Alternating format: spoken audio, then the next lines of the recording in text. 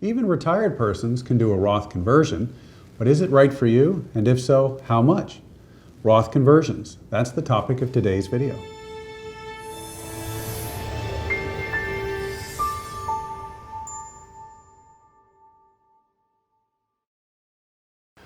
Roth IRAs, contributions, conversions, they're not the same, and it can be difficult to know which is right for you.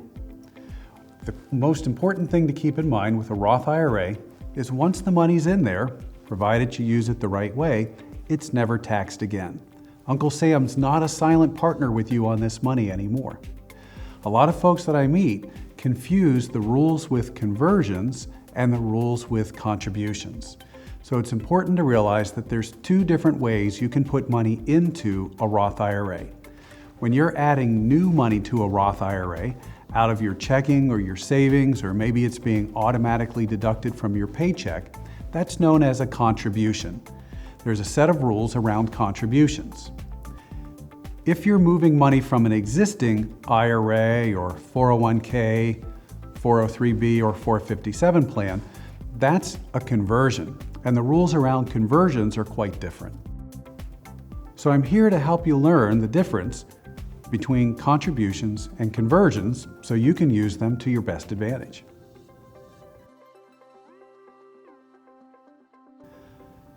The rules regarding a Roth contribution are you have to have earned income, either you or your spouse. You're not allowed to save more in a Roth IRA than you have in earned income. So if you have a spouse that makes, let's say, $5,000 a year part-time, and you're fully retired, combined, the two of you are allowed to save a total of $5,000 into a Roth. Now there's also an upper limit on contributions into a Roth as far as income goes. You can actually make too much money where the IRS won't allow you to save in a Roth IRA. And that's a good problem to have. Now for single folks, the amount of money that you're allowed to earn before they start telling you you cannot save money in a Roth is $122,000 a year.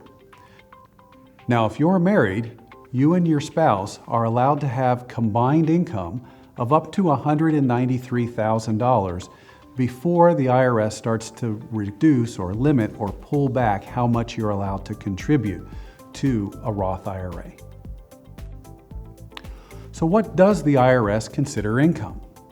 Well, in terms of earned income for being able to save new money into a plan, they do not count pensions that you get through work. They do not count IRA withdrawals. They do not count Social Security.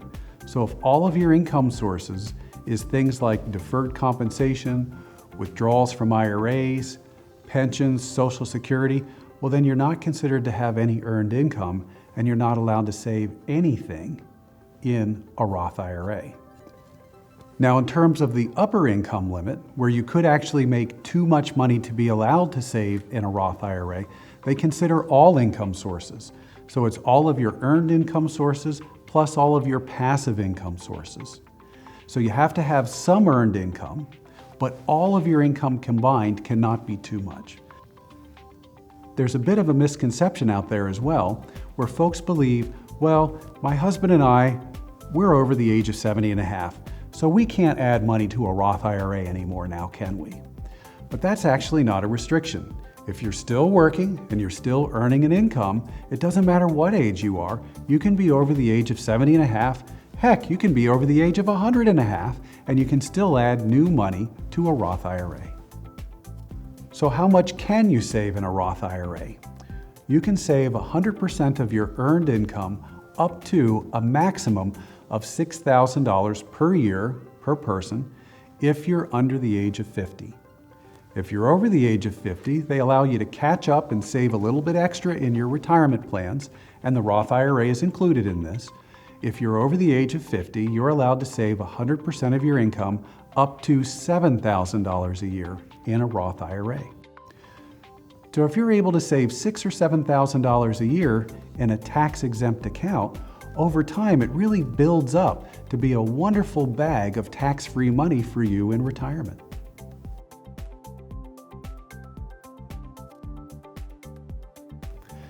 Now, a Roth conversion is different than a Roth contribution. A conversion is when you take money from an existing IRA or 401k or 403b or 457 plan, and you change it from that pre-tax qualified money into the tax-exempt Roth money. The rules regarding a conversion are quite different. You can be any age and you can be any income level and still do a conversion. So you can be 18 years old or you could be 81 years old and still be able to do a Roth conversion. You can convert as much or as little as you want. You can convert your entire life savings that were in those qualified accounts, or you can convert just $100. It's up to you and what's right for your situation. You can also be any income level. You could have no income at all, or you could have over $1 million a year of income. It doesn't matter. Whatever income level you're at, you're allowed to convert qualified IRA money into tax-exempt Roth IRA money. So what should you be thinking about in terms of how much, if anything, you should convert? Well, it really comes down to this one simple thing, and that is, will taxes be higher in the future than they are now? At whatever stage of the game the taxes are lower, that's when you want to pay the taxes. Now, if you're not really sure, it probably wouldn't hurt to go ahead and convert some money now. There's two reasons why I say this. First, we know that we're in a window right now of lower taxation. We've got the new Trump tax laws, and they're scheduled to sunset at the end of year 2025. So that means the rates go back to the higher rates from before he was president. In addition to that, if you never get around to spending all of your IRA money, never spending all of your 401k, 403b, or 457 money, chances are you might accidentally leave an inheritance to your kids and grandkids. That inheritance, when it comes from these qualified pre-tax types of accounts, can be very costly. The income taxes can explode upon those types of accounts, and your kids and grandkids could find themselves in the highest possible tax bracket. It could be 37% or even as high as 39.6% at some point in the future. So it might make sense to go ahead and pay the taxes now and convert that money to a Roth so that it will be income tax free when they inherit it if you should happen to accidentally not spend it all. So what is best for you? Well, generally speaking, you want to convert as much as you can at this time without putting yourself into a higher tax bracket.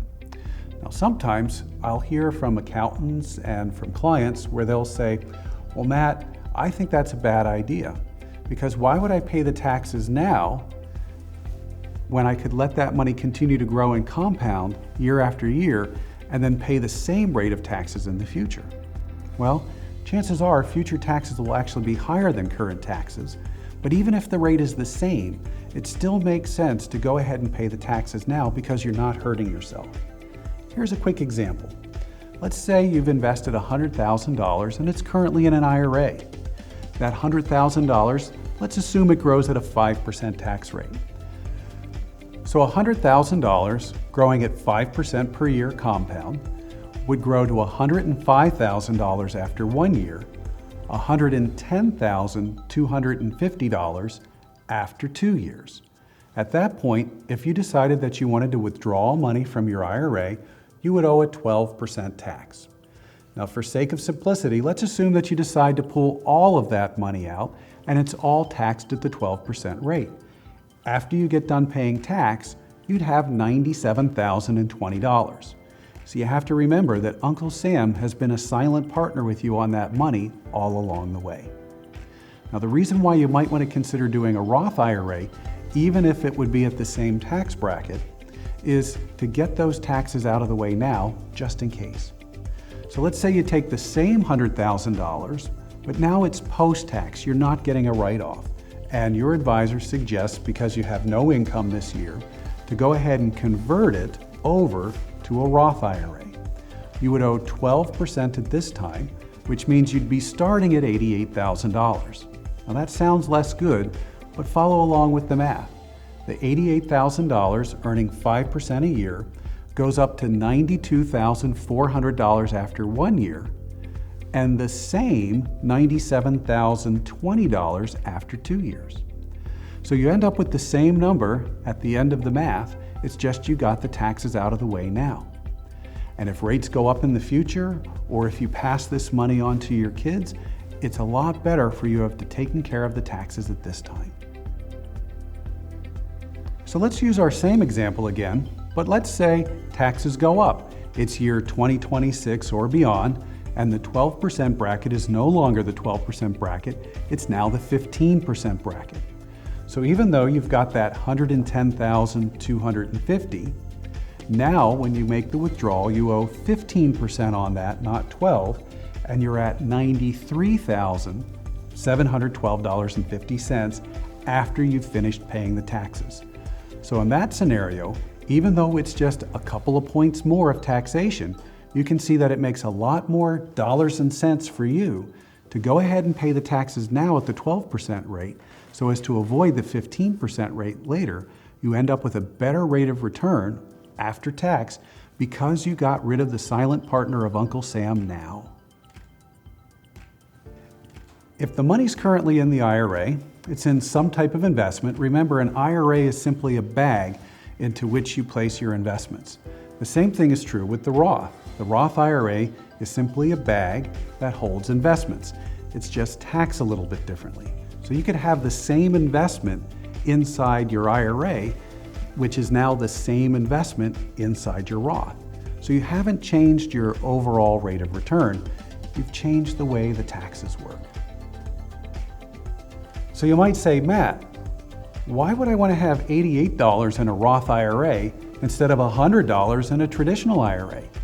And as you can see, both are invested in the same thing, both are growing at the same rate. But on the traditional IRA, you haven't paid the taxes yet. That liability is not accounted for in your statement. So it might look like you have more money, but actually you don't. With the Roth IRA, it's all post-tax money, money that's all yours. Uncle Sam has been paid off on this. He's no longer a silent partner on that. So at the same level of compounding, given paying the taxes now at 12% or paying the taxes later at 12%, you end up with the same number. But I don't think the tax bracket's going to be at 12% forever. I think it's going to jump up to 15% according to the current tax laws in year 2026. And that's why you want to consider paying some of the money taxes at 12% now to build it so you'll actually end up with more when it comes time for retirement. So you might say, Matt, why wouldn't I want to convert everything right now?